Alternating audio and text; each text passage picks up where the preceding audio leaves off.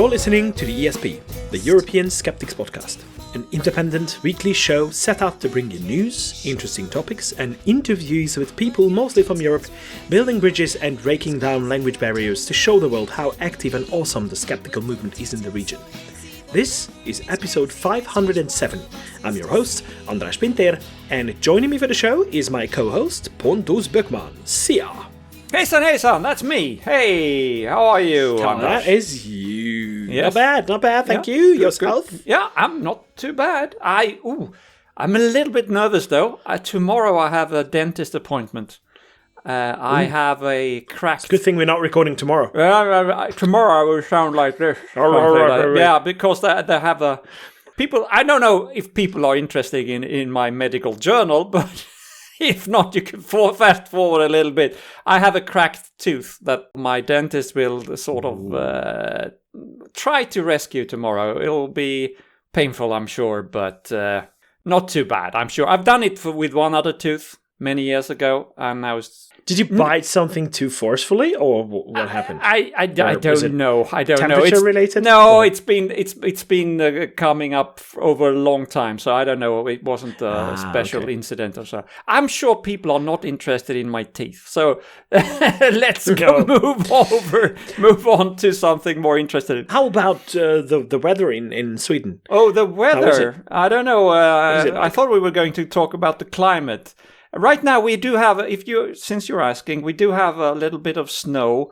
It's 1 or 2 degrees above zero, so it's pretty miserable, really. Not doing anyone any good. It's cold, and I stay indoors a lot. Yeah, no real winter, is it? It's just like I don't mind that ugly weather but most people don't like. I kind of feel good having that, and having a little bit of a dim light situation outside, but yeah, I prefer the snow, and we haven't got much of it. We did a little bit a couple of days ago, but it went away. Temperature was too high. Speaking of high temperatures, yes, we are mentioning the climate as well, because COP30, the 30th UN Climate Conference, just concluded on the 22nd of November. It was held in Belém, Brazil, right at the gateway of the Amazon, but it was marketed as a People's Summit and an implementation COP. Well, as we expected, the conference ultimately failed to deliver on, several key promises. More bad cop than good cop, I guess. Phew. But it's definitely nonsense that we have these every single year and nothing is being achieved. So what is the biggest disappointment? The final agreement contained no explicit mention of fossil fuels whatsoever. We know for a fact that these are the primary driver of climate change, and 2 years ago at COP28 in Dubai, the first one to call for a transitioning away from fossil fuels was that COP in Dubai. So that's a pretty much of a step backward from there. And that language was basically abandoned at COP30. So that's a major disappointment. Over 80 countries, including the EU member states, the UK, and vulnerable Pacific Island nations, pushed for a formal roadmap to phase out oil, coal, and gas. But oil-producing states like Saudi Arabia, Russia, and India basically blocked any binding commitments. It's ridiculous how even the things that they came out with, they are significant watering down of any ambition of fighting this climate change situation. And when it comes to the People's Summit promise, it was held in the Amazon and promoted as a platform for indigenous voices. Guess how many indigenous representatives gained access to the main negotiating area? -1. Well, no. More than that, 360 people were there. Okay. But the delegates affiliated with the fossil fuel industry were much more numerous. Like, they were more than 1,500 people. That is ridiculous. That's 5 times the number of indigenous people attending. So didn't have access to. Inside the negotiation rooms, it was business as usual, with indigenous groups relegated to observer status. So what's the point in having them there then? Yeah. So let's see if we have any positive sides. The summit did agree to triple adaptation finance for climate vulnerable nations. So now it will amount to around $120 billion annually by 2035. So they're going to scale it up to that by 2035. So it's still going to be nothing. And those vulnerable countries will still be suffering big time. And there were countries submitting to new or adapted climate pledges, which is good. But according to UN analysis, current national plans would only achieve about 12% reduction in emissions, far short of the 60% needed to keep warming below 1.5%, which is basically out of the question anyway. So it's basically impossible to keep warming below 1.5 because we have, according to some experts, already at that point. Mm-hmm. And according to other experts, even if we stopped everything now and we achieved net zero tomorrow, the effects of what we have done in the past would still be there for about 700 to 1,000 years. So basically what we should achieve is like making ourselves more capable of living with the changing world. And there's another thing. The US, unlike previous COPs, sent no official delegation at all.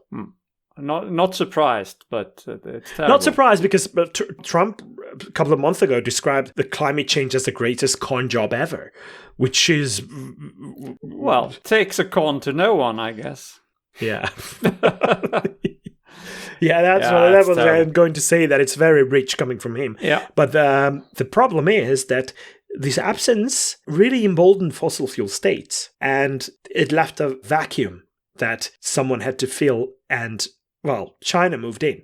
So this is not good news. And I'm really pissed off at our politicians and decision makers for doing fuck all about this global issue that we will all be suffering from in the long run.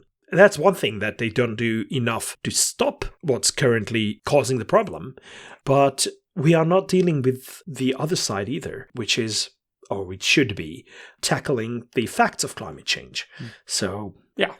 We're screwed, people! We are screwed. We are Cheer screwed. up. So listen to this instead, Anders. Listen to this instead. Okay. This is from The Oncologist. You read The Oncologist every day? No? Or every issue of The Oncologist? No? Guess not. This This was published I used to read it often. Online on the 24th of November 2025. I'll come to what it's all about later.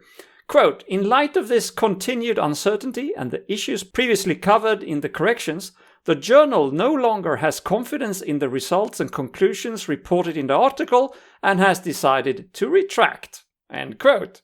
So, this is a retraction after a number of corrections and concerns regarding an article called, quote, brace yourself, this is long. Homeopathic treatment as an add-on therapy may improve quality of life and prolong survival in patients with non-small cell lung cancer.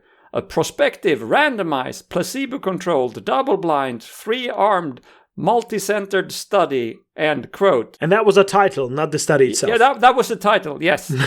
Okay. So, very impressive, of course, but it was retracted. Yeah. So, perhaps you can guess what professor at the Medical University of Vienna, also one of Edzard Ernst's favorite adversaries, were behind this one.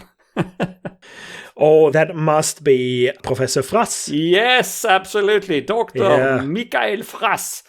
We've talked about this study before. And Frass is an infamous homeopathic nonsense spreader who has been criticized for years by Edzard Ernst, especially regarding this thing. So big congratulations to Edzard Ernst for getting the oncologist to finally admit that this article should never have been accepted. Yeah, because he's not only over the moon over this because he's happy that it got retracted. He had a lot to do with it. So he basically put the red flag and let the publisher know that there are serious issues with this article. Yeah. So well done. Yeah. All the way back in episode 447, we gave Michael Frass a really wrong for this specific issue. So I'm glad to see that it's finally over. It's retracted. And of course, you don't get any improved quality of life and prolonged survival from sugar pills. There's no discussion about that. It's nonsense. Yeah.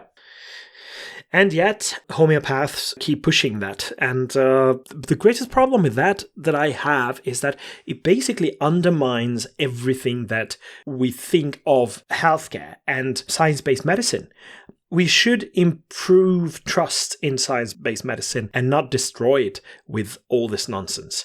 So before we move on to our usual segments, I'd like to draw everyone's attention to the ECDC's recommendation, the ECDC being the European Centre for Disease Prevention and Control. So they recommend to vaccinate ourselves as soon as possible against influenza, because detection of cases is rising unusually early in the European Union and European economic countries compared to previous years. So with a timing 3 to 4 weeks earlier than the two most recent seasons. Also, there's a newly emerged influenza strain, which seems to be driving this circulation, according to the threat assessment published by the ECDC. The centre urges eligible people to get vaccinated without delay. And while the public health impact of the upcoming influenza season is uncertain, ECDC is preparing for a more severe season, especially if vaccine uptake is low. So a higher number of infections would also strain healthcare systems.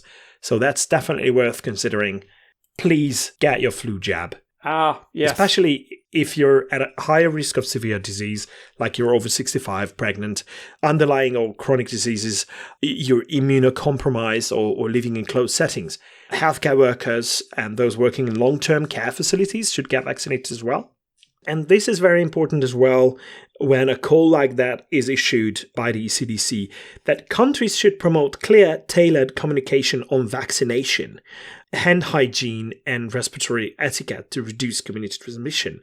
And I wonder if the member countries do adhere to that, but I would like to see that happening. Indeed. So, yes, with all that out of the way, I think we should focus on the rest of the show, which is the segmented parts of the episode. The first of which is This Week in Skeptical History, also known as TWISH. This week, I decided to commemorate someone whose work brought about a breakthrough in science, while some of his actions should be used as a cautionary tale in ethics. So, our birthday boy for this week is António de Abreu Freire Egas Moniz. Sorry about my Portuguese pronunciation, but he's mostly referred to as António Egas Moniz, born on the 29th of November 1874. He was a Portuguese neurologist whose landmark brain imaging advances really established a name for him, but unfortunately, it was all coupled with a now infamous psychiatric surgery that he came up with, and to say that it's become controversial is putting it mildly. So, let's start with what he did right. He developed cerebral angiography. Do you know what angiography is? Have no idea, actually. Well, it's a method to visualize blood vessels. With cerebral angiography, it's specifically blood vessels of the brain, by basically injecting special contrast dye into the brain's arteries. So X-rays could reveal tumors and aneurysms, which is a kind of a swelling of an arterial wall. So he came up with a very specific set of tools to do that.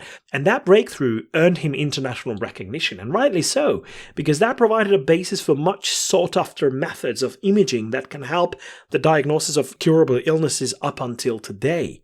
However, I have to mention that after the initial 6 patients he applied the technique to, 1 died, and 3 others suffered from serious complications. So even that didn't come at a cheap price. But later on, as they tweaked the method, it became safer, and it became one of the milestones of tumor and aneurysm visualization. But Moniz then pursued an even bolder idea.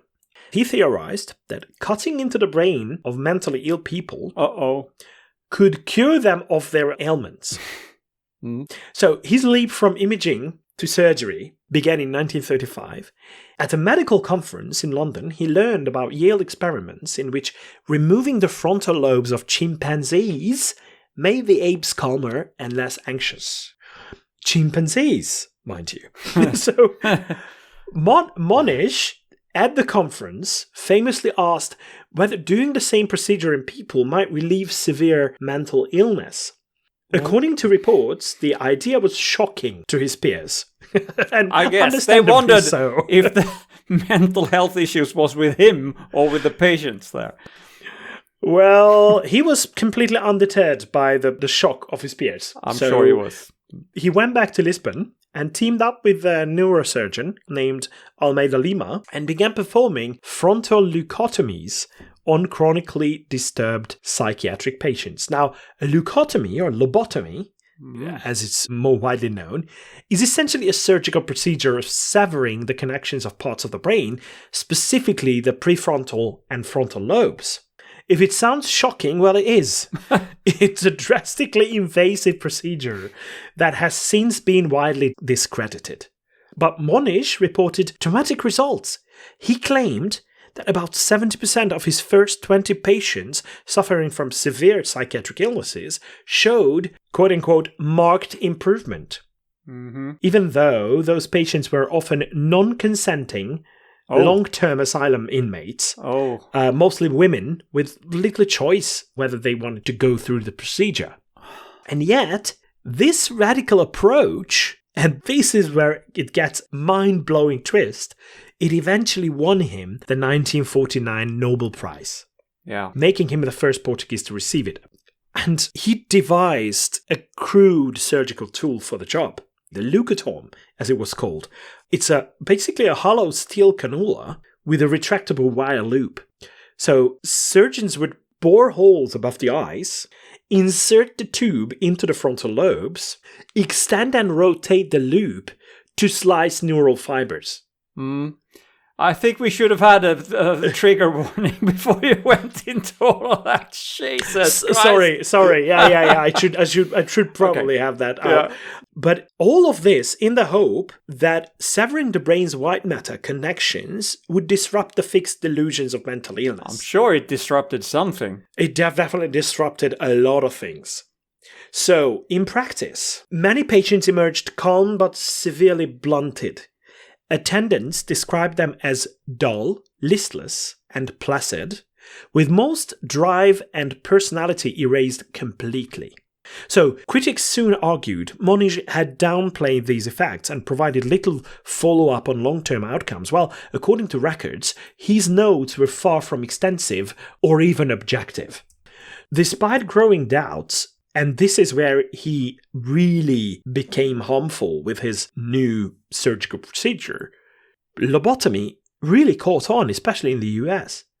So, some charismatic American neurologists, like Walter Freeman, became the procedure's real champion. He drove a converted Cadillac called Lobotomobile around the country, performing... Not to be confused with a Lobatmobile. That is another... Lobatmobile. No. Not the Lobatmobile, the Lobotomobile. So he was so into what Moniz introduced that he made it a thing in the US. He was performing ice-pick transorbital lobotomies in hospital wards and even hotel rooms. And this American, Freeman, and his partner James Watts eventually carried out about 3,400 such operations, often with no anesthesia or sterile conditions. Even by 1949, when Moniz got the Nobel Prize, roughly 10,000 American lobotomies had already been performed. Many patients never truly cured by that. Some were left permanently impaired or died. Survivors came to be grimly nicknamed drooling zombies, not to speak of the widely occurring incontinence. So that is terrible what these people had to suffer through.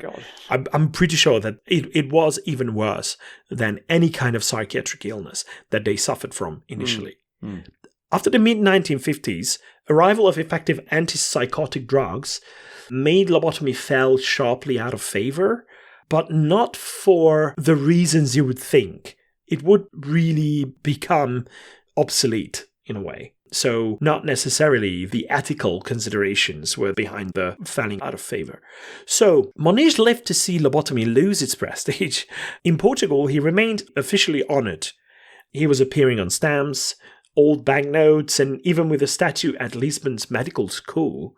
But internationally, his reputation really darkened. By the late 20th century, scholars like Oliver Sacks and Elliot Wallenstein harshly condemned Monish's methods as barbaric, and they questioned whether he deserved a Nobel for it in the first place. Well, I do think many of us agree that he didn't. No. When it comes to the diagnostic tools that he developed, it would have been much more of a deserving thing, but not the lobotomy, definitely not. And even the Nobel Committee now admits it is, quote-unquote, very strange, in hindsight, that lobotomy earned a prize. Some families of lobotomized patients petitioned to revoke Monish's award, but Nobel rules forbid that. There is no revoking of the Nobel Prize. So today, Monish's story really serves mostly as a cautionary tale.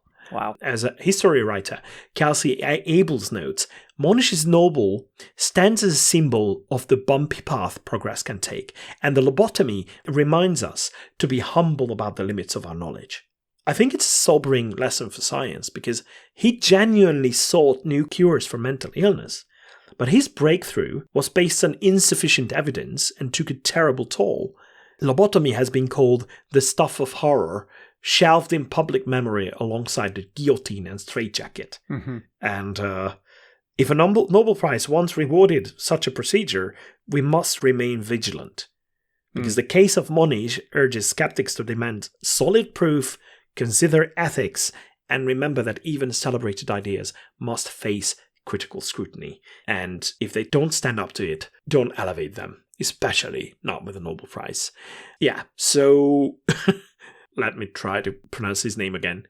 António Caetano de Abreu Freire Egas Moniz was born on the 29th of November, 1874. Right. Interesting. There are some dark tales in science history as well. We have to acknowledge and remember that. Yeah, and we shouldn't, as you say, we shouldn't forget that. Okay, so let's find out what's been happening across Europe lately. All right, bit of a theme today with my items of problematic women healthcare issues and other women-related issues. I know this is, of course, not a new phenomenon. Obviously, it's always been there. But to me, it has emerged as a trend or a theme in a lot of news items lately. I see talk about everything about that the true place of women is at home. And I see anti-abortion propaganda and even mammography recommendation being flagged and taken down as political content. We've talked about that in the past. One bad outcome of this kind of disinformation was reported earlier this week by a Swedish magazine for investigative journalism. By contacting individual doctors and clinics in Sweden, they researched the topic of breast cancer and especially how often they came across alternative medicine use with their patients. So one specific question they wanted to have answered was how common is it for breast cancer patients to decline conventional treatment?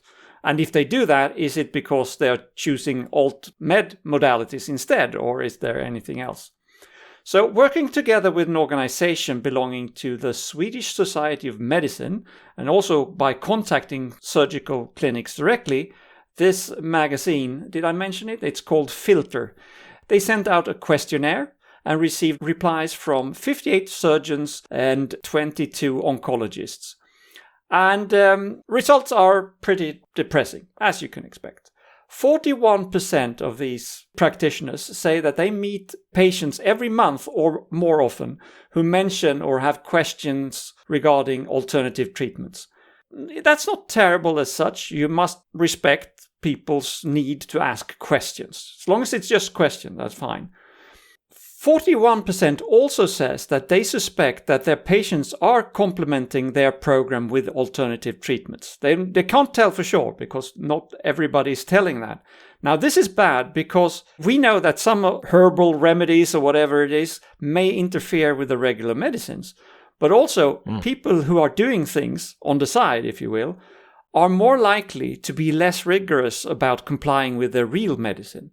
Because they feel that they're already doing so much that they can be less committed to the things that actually work because they're doing all the other things as well. We know that it's a psychological effect.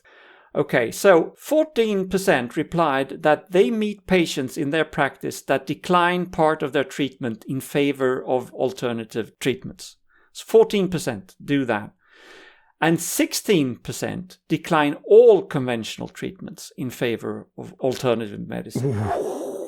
Yeah, that's bad. So the total number of deaths in cancer due to choosing alt-med instead of conventional treatments experienced by these practitioners was 150. So 150 deaths due to alt-med. And this is only from replies from 80 practitioners. So that's almost 2 deaths per respondent. Now, this is not per year, so this is cumulative over their careers, but still. And so the number of unnecessary deaths is unknown, because this is just one investigation. You can't say that you have found everything. And it's only breast cancer, and there are other forms of cancer as well. So there must be a lot more of these things happening than we know. And so now we have this indication clearly shows that alternative medicine kills because people choose. A lot of breast cancers are treatable and have very good prognosis. And especially if caught early. Yeah. If caught early, and if you follow the real medicine, right? If you start doing things on the side, it's very dangerous. And it's Sweden-based, right? It was just Sweden, yes. This horse survey. So this sounds a little bit surprising to me based on the thing that I'd like to talk about now, which is the latest Eurobarometer survey for 2025, because apparently Sweden did pretty well in most of the parts of this survey. This Eurobarometer survey was conducted in May with 1,000 respondents per member state, but was only published last week in parallel with the Commission's announcements on the European Democracy Shield and the EU civil society strategy. Well, accordingly, the questions primarily addressed threats looming over democracy, foreign influence and disinformation, as well as the role of civic society and the media.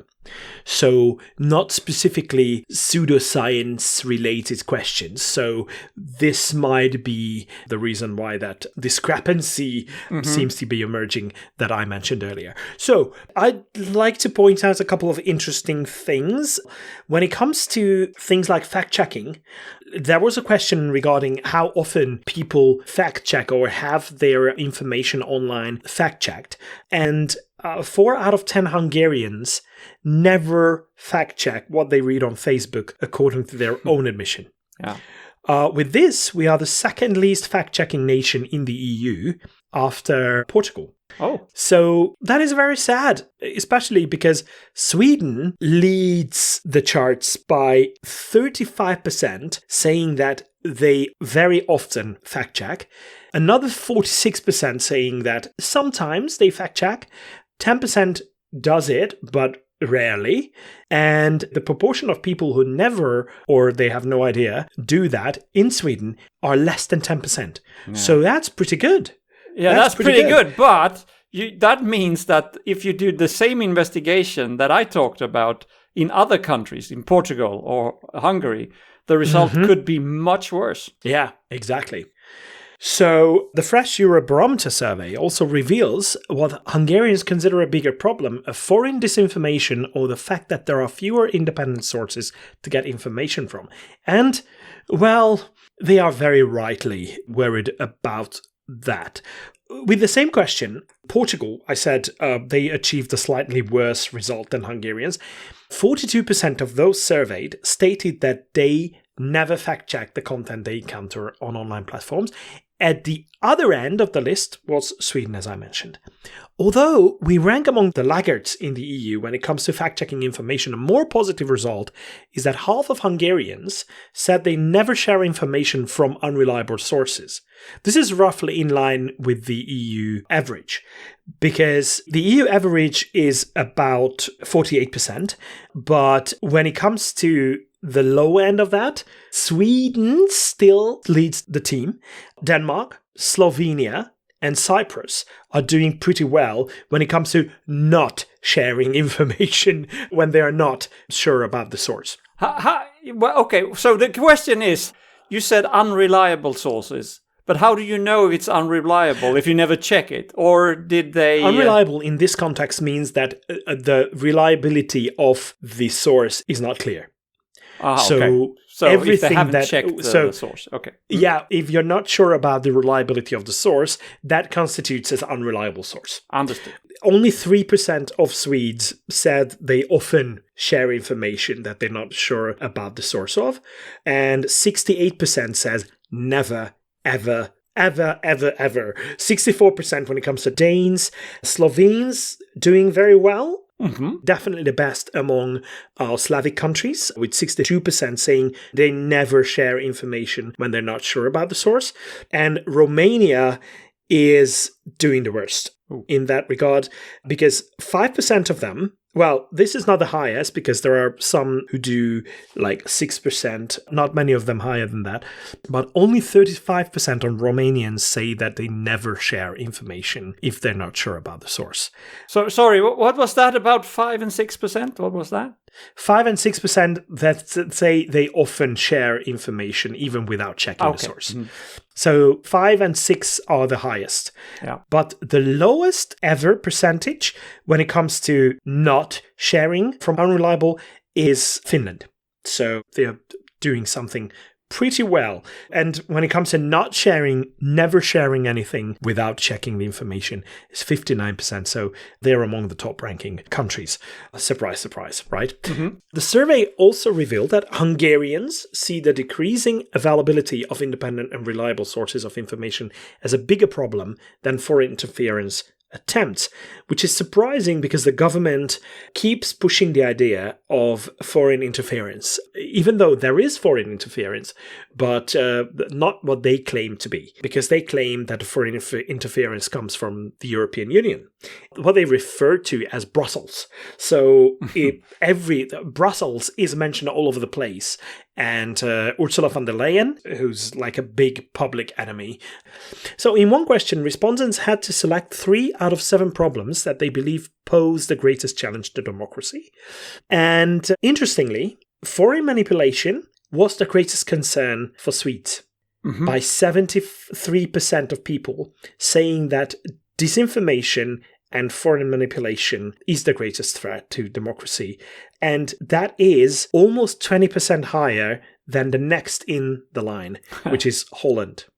So the Netherlands is at 55%, but when it comes to countries and citizens being concerned about the lack of availability of independent and reliable sources of information, Hungarians are the most concerned with that. 42% of respondents say that they are very concerned about that.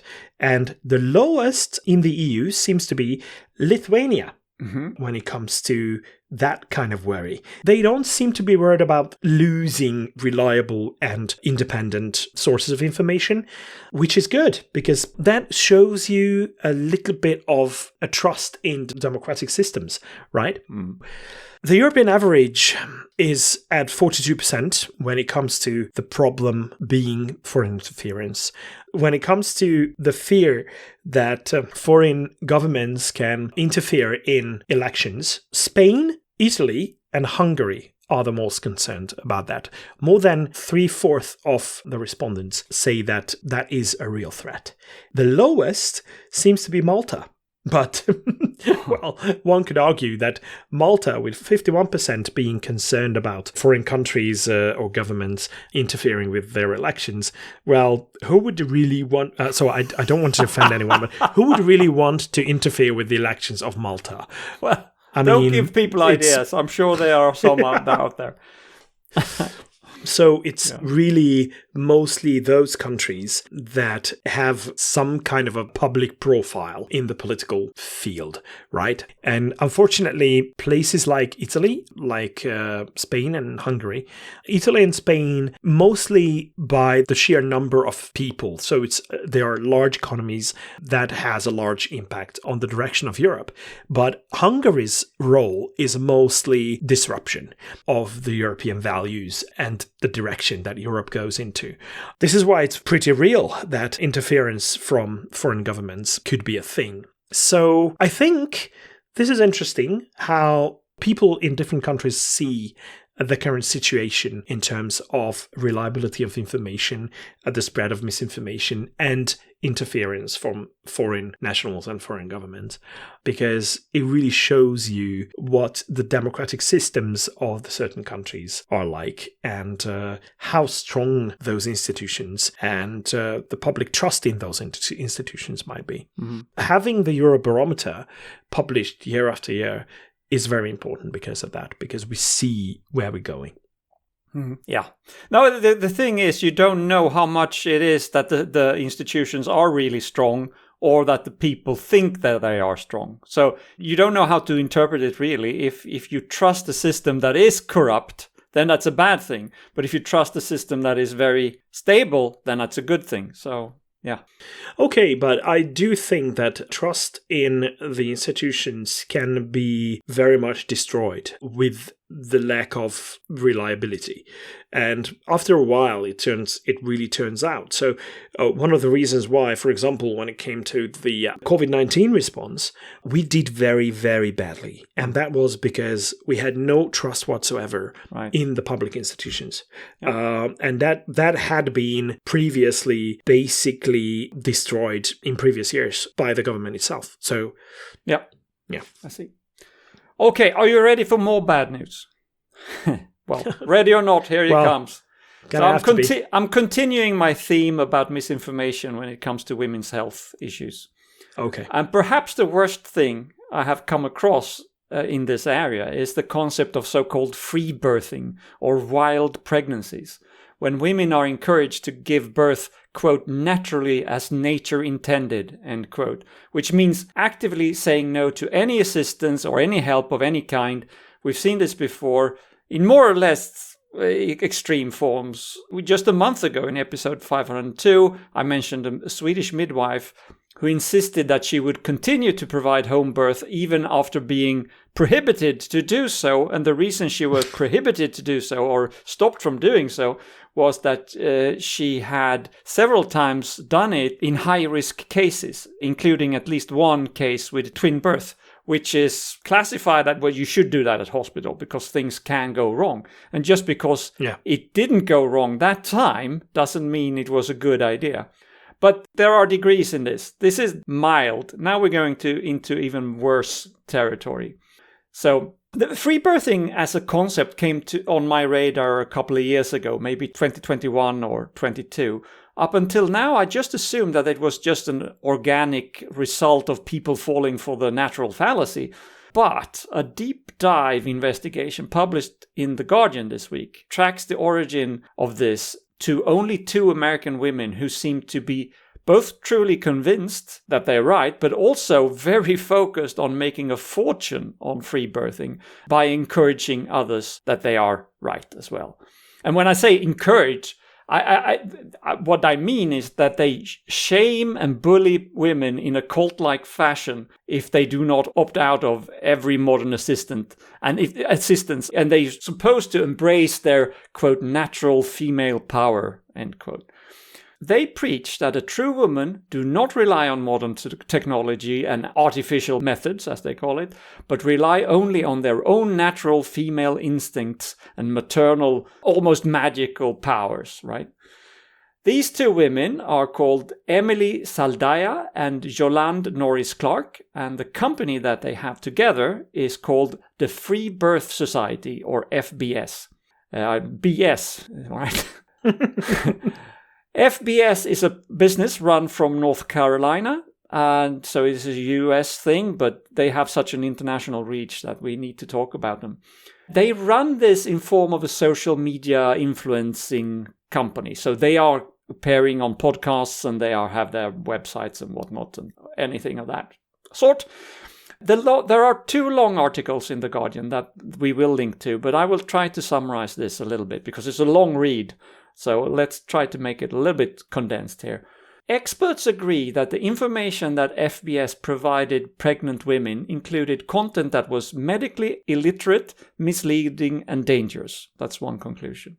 The Guardian identified 48 cases of late-term stillbirths or neonatal deaths, or other forms of serious harm involving mothers and birth attendants who appear to have links to FBS. Saldaya, one of the ladies there, has been shown to directly advise women giving birth via remote calls. This sounds very much like practicing medicine without a license. During one such occasion in 2018, a woman called Lauren Holiday became the first known FBS-linked mother to lose a baby. Despite numerous signs that Holiday was in a medical emergency, Saldaya encouraged her to keep going, do what you're doing well, before eventually, when things went badly, she provided Holiday with a script to deceive hospital staff about the details of her labor and what had happened. FBS is... How stupid is that? Yeah, don't tell this hospital what we have done here, basically. No. FBS is a business. They have an estimated $13 million revenue count since 2018. Nearly 1,000 students have graduated, quote unquote, from their so-called Radical Birth Keeper School. They charge you $6,000 for a 3-month Zoom course, and then you become what they call, quote unquote, authentic midwife. And then they have something called Matri-Birth Midwifery Institute, which is just matri-birth, I don't know. They call that MMI. That is $12,000. And for that, you get, quote, a gold standard online intensive midwifery education, end quote. Their book alone, which is called The Complete Guide to Free Birth, has made $5 million. To avoid legal jeopardy, Saldaya and Norris Clark has taught their students to accept only cash gifts and only after successful births. They should never sign contracts. They should avoid the kind of women who might blame them if things go wrong. So that's what they're saying. Oh yeah, of course. Yeah. That's easy. If a child died in a free birth, Saldaya told them, don't call 911.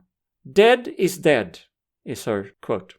Dead is dead. Don't bother calling the 911 thing. Oh, the fucking... Because she doesn't want the attention, right? Saldaya and Norris Clark are also pushing back against criticism about their business and the risk that they pose to mothers and babies. Norris Clark recently called critics pathetic losers and were defending FBS as, quote, the most ethical kind of business you can run, end quote. Oh, of course, yeah. Based on what you just said, right. It cannot be any other way. Yeah. Are you ready for more? These are things that they preach. They falsely claim that ultrasound harms babies, and they downplay serious medical conditions. They promised their followers that they too could experience the euphoria of unassisted birth if they dropped their reliance on medical establishment that often gets things wrong on women's health. Free birthing was not just safe, they argued, but safer than a birth with medical support. How can someone say such an idiotic thing? I don't know. I mean, people are following this. This is almost cult-like. You know, arguing that it's more natural, it feels more natural, it's more calming, something like that, that would be acceptable. But saying that it's safer than birth with medical attention provided, it's just ridiculous. It's nonsense. Yeah, and they acknowledge that things go wrong because they're saying you need to take what they call radical responsibility of your birth. And that means that you assume complete responsibility for all the outcomes of the birth, including their own death or the child's death.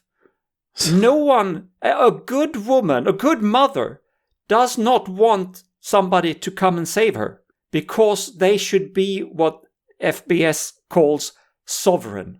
So they're using these cult-like words as well. So but do they at any point say that let just nature have its course, or they don't appeal to that, they just want their I think stupidness out? No, I think that's what they really are saying all the time. You know, rely on nature. A healthy woman can give birth without any assistance. So don't rely on any artificial things. So it's much more natural, better if you do it without any assistance. That's just not true. I know. A healthy woman with a healthy baby can still have a lot of get problems. into trouble. Yeah, but, and still complications can still occur even with a healthy mother and a healthy baby, and that is just not the way it should be. So FBS also, last thing that they claim here, they say that hemorrhage is almost unheard of in a free birth. That's what they're saying. And it is true, according to the experts that Guardian have consulted, it is true that it is rather rare, but without medical care, a woman can bleed to death in 15 minutes if things go wrong. Yeah. All right. I'm not done. These two women, Zaldaya and Norris Clark, are also conspiracy theorists and appear to be quite delusional in many areas, including free birthing, but also other things. Norris Clark decided that she did not believe in gravity anymore, she said. And then Zaldaya announced that she was no longer round Earth committed, whatever that means. Okay. Then Norris Clark has said she no longer believes in germ theory, and Zaldaya responded by saying that she did not wash her hands anymore. So they are sort of... Oh, and that's how she delivers babies. Fuck you. Yeah. Yeah. Anyway, and they at first the podcast was labeled as radically feminist. But Norris Clark then said that she no longer identifies as a feminist, and she wished to submit to her husband. So they took away that label. Also, they have The Guardian found links between FBS and German New Medicine, which is a whole other chapter. But I keep saying that they seem to truly believe in this as well. It's not just that they're making a shitload of money, but they also truly believe in this. And the reason I can say that is that on 8th of August this year, both of them appeared on their podcast, Zaldaya being 9 months pregnant. And they talked about that. And the audience, of course, were looking forward to hear about her quote-unquote beautiful upcoming birth. But then they didn't hear anything. And on the 25th of August, Zaldaya posted this announcement. Quote, I recently gave birth to a beautiful baby, stillborn at 41 weeks of gestation. Our son, our baby, was not born alive. End quote. And according to their principles, that's all right. Yeah. This is terrible. This is terrible. Madness. This is madness. Yeah. So I think now that it seems to be that these two women alone started this trend. And what I have heard about before, until I read this, is free birthing as a general concept. And I just assume that, everybody thinks everything natural is better. But they have probably initiated this trend, because I didn't hear about it until a couple years ago. And maybe I'm not the target group to hear about these things either, but it seems to have accelerated, at least due to them. I don't know. I always assumed that it's been around for a long, long time. I have friends of mine who were free birthers, Okay. but never to this extreme. I mean, this is a whole new level of stupidity. I mean, there could be arguments for free birth with proper medical attention provided in the background somehow. So the concept of giving birth in an environment, in a situation that feels more natural, this is something that you can really try to understand in a way. Yeah. But the lack of medical attention, the lack of medical procedures, and the control is just totally nonsensical. And I do think that FBS should stand for full of bullshit. So I agree. Yeah. And now it's trying to get... I mean, beware if you read the long articles on... one of them is very long on the Guardian. It's really heartbreaking, because then they interview people who have been in what they now themselves call a cult, and what happened to them and how bad it was. Yeah. That's terrible. Oof. Okay. I still can't say that I'll be elevating the mood here. But it's a bit of a delicious paradox, I think, worthy of scrutiny here. Going back to Hungary. And we probably all know that the European Union, aiming to protect electoral integrity across member states, wanted to make political advertising on social media transparent, so Meta and Google decided to outright ban all of political advertising starting on the 10th of October this year, as we reported when that took effect. It's a great idea on paper, obviously, except it looks like nobody's told the advertisers about that they shouldn't do that, and technically nobody seems to be in charge of enforcement. Yeah, welcome to what might be the most thoroughly toothless action against political misinformation in recent memory. Let's set the scene here. In 2024, the European parliamentary elections, the advertising firepower was staggering, especially in Hungary. Researchers found that 5 of the top 8 most expensive YouTube videos in the entire EU were Hungarian government ads. All from Fidesz, the Hungarian ruling party. The 3 most expensive, also Fidesz. This year alone, Fidesz and affiliated politicians spent 1.2 billion Hungarian forints, which is equivalent to about 3.2 million euros, on Facebook ads. While the largest opposition party, the Democratic Coalition, spent 90 million forints, which is about 0.25 million euros. So the mathematics of digital dominance were unmistakable. Less than 10% of what the government and affiliated organizations spent on political ads was spent by opposition parties. The largest opposition party, which was basically the only one that could afford that kind of advertising. So when Meta and Google bans took effect, observers hypothesized that this would hurt the incumbents most, right? This is what we said as well on this very show. And initially, it did feel like a breakthrough. No more idiotic videos hijacking your YouTube watch time by things said like a mini-ferry being a reference to Ferenc Gyurcsány, who used to be the Prime Minister of Hungary. And even after 15 years, he's like the Baba Yaga. So he's the public enemy number 1 in Hungary. Well, the other one being Ursula von der Leyen, obviously, because of foreign interference. But here's where it gets really interesting and depressing as well. The loopholes in this whole action and the bans of Meta and Google have materialized faster than fact-checkers can document them. The workarounds. One politician, Daniel Bohár, who's disguised an anti-opposition messaging as a public service announcement about fraud prevention. So that's smart, right? There is another organization. It's a movement, the Nemzeti Ellenállás Mozgalom, which translates into National Resistance Movement. It's a government-aligned movement advertised what appeared to be a children's fairy tale about a fox, a rabbit, and a bear, but with thinly veiled attacks on Hungary's largest opposition party, TISA. So they are disguising these stories now as fairy tales even.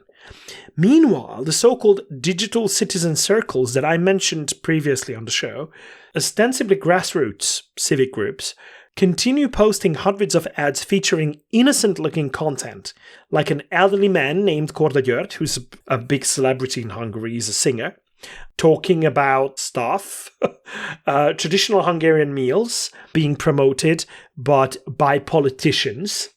So anything except Fidesz politicians saying they are pushing this agenda or that, but figures that everyone associate with them by now. We all know who's behind these, but they don't necessarily appear as the main talking head. So very clever. And the government itself? Google hosts ads from the Prime Minister's office still, while Facebook runs ads from the Government of Hungary page, all promoting national consultations. That's very clever. National consultation. On paper, these aren't political ads, they're government information. So legally very clever, substantively dishonest. Here's the cynical brilliance.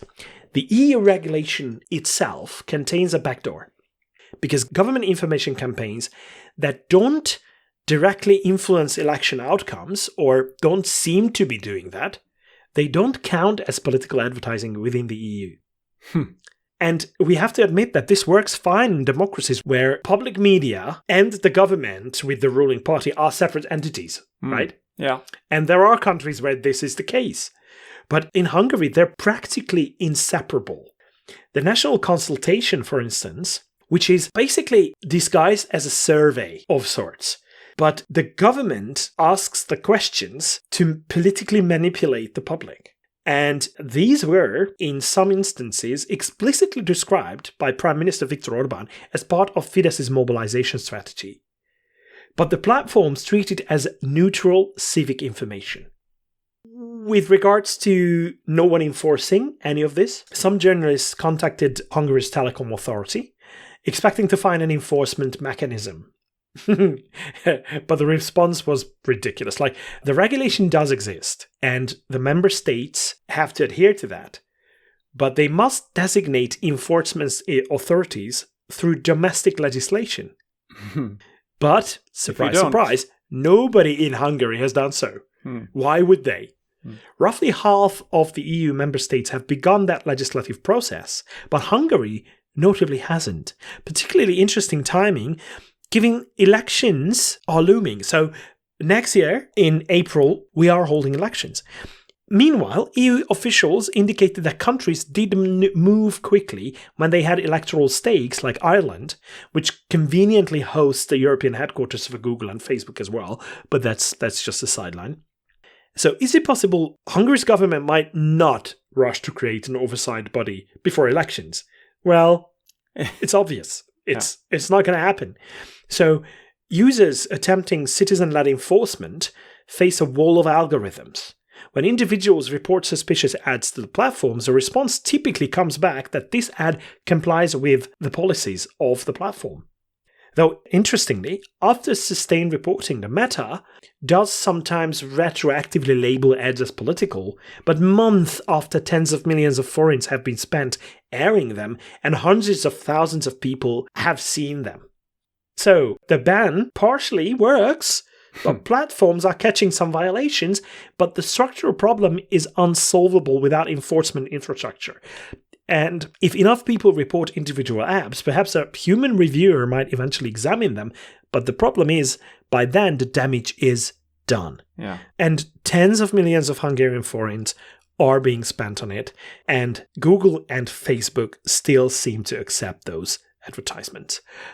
This is just terrible. And then the propaganda machine under the Fidesz system was always distributed across many actors, each receiving funding for amplification, and the distributed harasser network can't accomplish that anymore. But they're now far more concentrated around Viktor Orbán himself, with limited bandwidth to elevate other voices, because as the head of the government, his statements, his content doesn't constitute political advertising, apparently. So we're in trouble. Yes, again, very depressing episode this, isn't it? Yeah, sorry about that, listeners. You know what?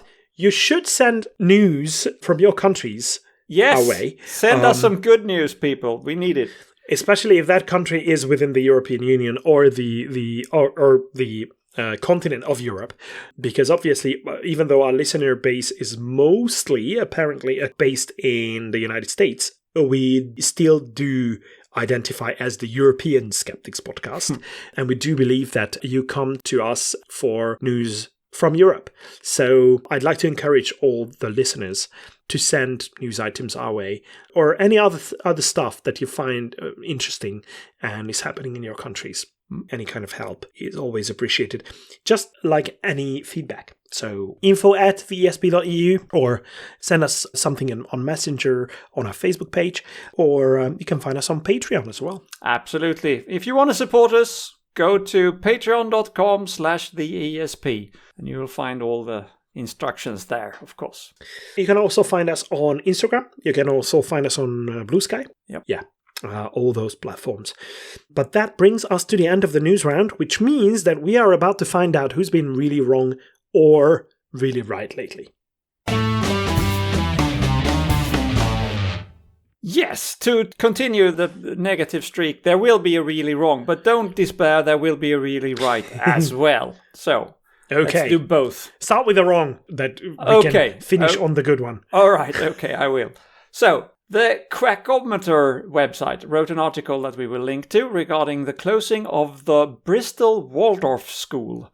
So Waldorf schools, or Steiner schools, that's the same thing, they follow the teachings of Rudolf Steiner, the man who in the early 1900s founded the anthroposophy movement, promoting all kinds of esoteric medical ideas inspired by homeopathy and herbal remedies and Eastern mysticism. The anthroposophical movement also includes strange ideas on teaching, totally based on Steiner's own musings and not an ounce of evidence.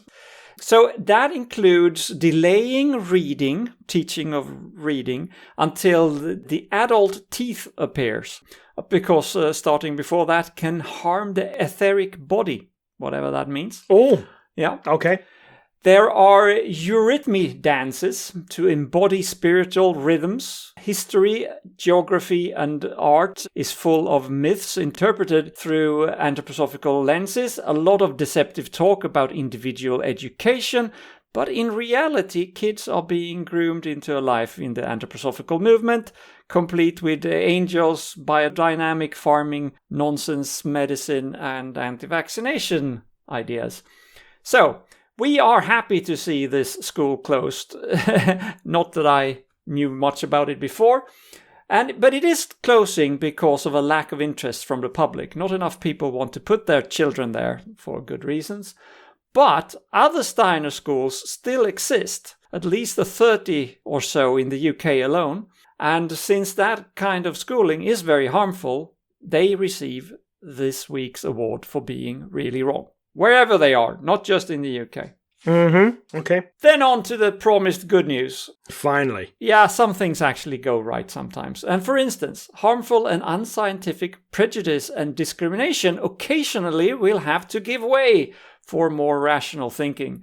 In Poland, same-sex marriage is not permitted, which is stupid.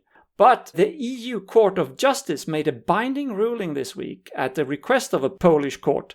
And they were handling the case of two men who had been refused the right to transcribe their German marriage certificate into the Polish registry.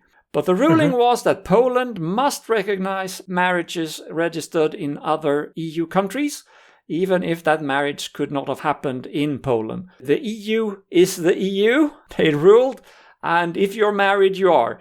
So, for this historic ruling, and I hope it will make a difference for other couples as well, of course, I am happy to give this week's Really Right Award to the EU Court of Justice. Hey, here. Wonderful. Yes, ending on a good note. Yes, and these are the moments when you feel proud of being a European. Yeah. Things can actually go well when we belong to a large community like that. Okay, but speaking of large community, we do appreciate the large community of skeptics listening to this show. Please spread the word. But this episode has to come to an end. And as always, we will finish on a quote. And there have been so many episodes that I usually struggle to find a quote from a European. But I accidentally came across this one from Sir Winston Churchill. And the quote is, "The truth is incontrovertible. Malice may attack it. Ignorance may deride it. But in the end, there it is." Yes, very good. Very good. I mean, we have to be careful when we talk about truth, of course, because people call things the truth without very good substance behind it. But if we think facts and scientifically proven things, yes, I agree. Yeah, the facts are there, and I always consider the truth as something that is independent from us, from the perception of what we hold true. There are things that are objectively true, and we need to find what they are. And this is what it means, to me at least. And I'm no philosopher, so please don't hold it against me. But with this quote, I would like to thank you, Pontus, for your continued efforts. Thanks a lot. Many, many thanks to our listeners as well for their continued support and for tuning in. Please keep doing so. And until next week, goodbye. Hej då! Vislat.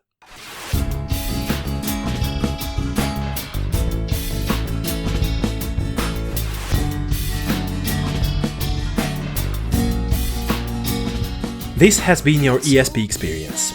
The show is produced and recorded by TheESP.eu. Join us again next time, but until then, please send your feedback and comments to info@TheESP.eu. We would also love to hear your ideas and suggestions regarding topics, and if you have any skeptical news from any European country, we're always eager to hear about them. If you have an upcoming local event or an organization to promote, please don't hesitate to let us know, as we are more than happy to help. All music in the program was written and performed by Keisha J. Gray and George Robb and is used with their permission. Please check out our webpage for show notes and archive material at theesp.eu. Follow us on Blue Sky at theesp.bsky.social, like us on Facebook or support our work on patreon.com/theesp. And don't forget to spread the word by sharing our content with others. I don't know how you can believe.